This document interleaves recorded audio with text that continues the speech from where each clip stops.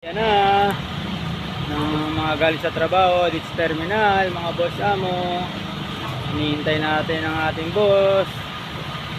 Wala pa, nasa labang pa raw, traffic, gawa ng sobrang ulan. Antay-antay muna tayo. Grabe ulan, ang haba oh. Dito tayo sa terminal, nag-aantay. So habing ulan, lamig. Ayan, nararamdaman ko dyan si boss. Oh. Lapit na, nakikita ko na sa ano, sa 360. Malapit na. Ayan. Tuloy lang ang ano, laban sa buhay kahit maulan, kahit binaba na ang Pilipinas. Ayan, mga gabi na umuwi. Ayan.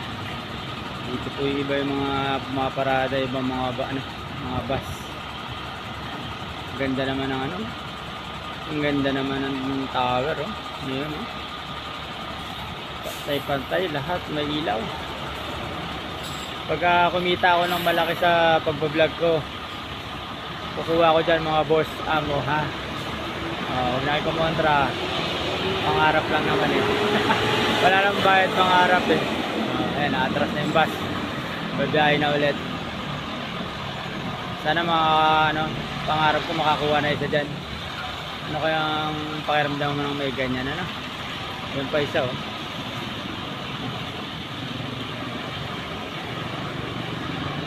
Pero parang mas maganda rito, ano, maganda yung ano, maganda yung dating ng ilaw. Nangarap tayo mga boss amo, nangarap ang ambisyoso magsasaka. Pero ayos lang, wala namang sama no. Nangarap lang tayo. Ayan mga boss, paano na oh, mga basa-basa. Nasira na yung mga ano, kalsada.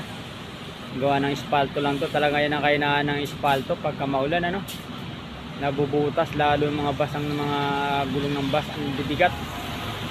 Kaya yung mga ano, lalo yung mga single na motor, ingat-ingat dahil akala natin ano lang yan, yung mababaw. Pero pag ang tuhuli mo talagang tilapon ka dyan, kaya ingat lang po ha, lalo yung mga tulad na natin mga riders. Ingat-ingat po. So, habang naghihintay tayo, tingin muna tayo sa mga ano tayo, mangarap muna tayo ng mga ano, na magkaroon tayo nito pagka na kumita na tayo ng malaki. Ayan na, magbabaan na naman ng mga pasahero. Ayan mga boss ha, magandang umaga, magandang gabi sa atin lahat. 20